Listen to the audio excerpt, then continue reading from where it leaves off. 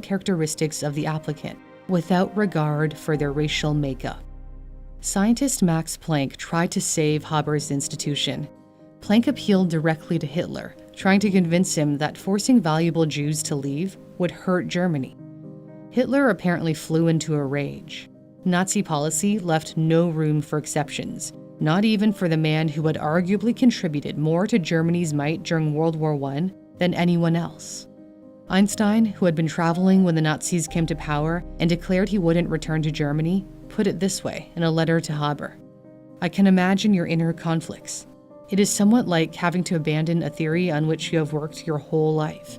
It's not the same for me, as I never believed in it in the least." Einstein put it more delicately in a letter to Haber's son after Haber's death. It was the tragedy of the German Jew, the tragedy of unrequited love. Haber tried his entire life to be the perfect German. Despite his religious conversion, despite one of the greatest scientific discoveries of all time, despite his attempt to save his country, the only thing that mattered, in the end, was that he was Jewish. He summed up his feelings in a letter to the prominent German chemist Richard Willstatter. "I am bitter as never before, and the feeling that this is unbearable increases by the day." As if it couldn't be worse, Haber found himself in a dire financial situation. Hyperinflation after World War I had diminished the value of his royalties from his ammonia patents. He also had to financially support his second wife after their divorce. The global financial crisis of 1929 ate away what was left of his finances. He desperately searched for a way out of his precarious situation.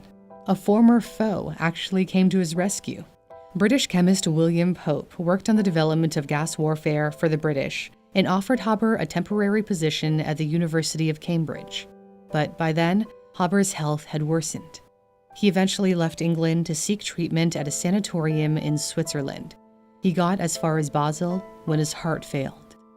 On the night of January 29, 1934, Fritz Haber died.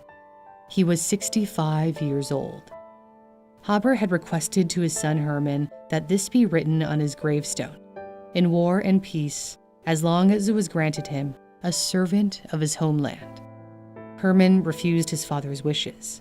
He also refused to attend his father's memorial service, believing he couldn't be honored in the country that had rejected him. Scientist Max Planck courageously organized a service in Berlin on the one-year anniversary of Haber's death, despite intimidation by the Nazis, who ordered state employees to stay away. Many of the scientist's wives bravely attended. The great industrialist Karl Bosch was also there. He owed his career to Haber. The Haber-Bosch process led to the stunning growth of Bosch's company BASF, which later merged with other chemical companies to form the conglomerate IG Farben, which the Americans seized after World War II. Although Haber tried to distance himself from his Jewish heritage nearly his whole life, in his final days, he seemed to have a change of heart. He struck up a friendship with the Zionist Chaim Weizmann, who fought to establish the State of Israel. Haber lamented to Weizmann, "I was one of the mightiest men in Germany. At the end of my life, I find myself a bankrupt. When I am gone and forgotten, your work will stand, a shining monument in the long history of our people." Despite his significant contribution to the field of chemistry, there is no statue of Fritz Haber in Germany or anywhere. The only place that bears his name is the institute he once led. The Kaiser Wilhelm Institute was renamed the Fritz Haber Institute of the Max Planck Society in 1953. One of the institute's directors explained that the name is a reminder that science can be used as a tool for good and also as a tool for evil. Despite the controversy surrounding Fritz Haber, his contributions to science have left a lasting impact on the world.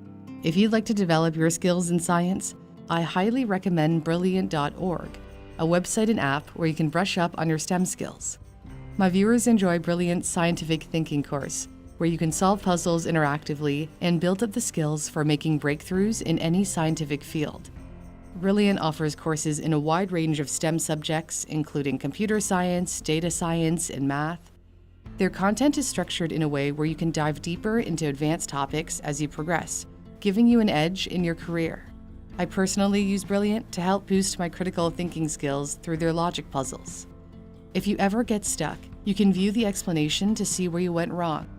Brilliant is free to try out for 30 days if you head to the custom link in my description, brilliant.org/newsthink, and the first 200 people who sign up using my link will get 20% off Brilliant's premium subscription, which gives you access to their thousands of offerings.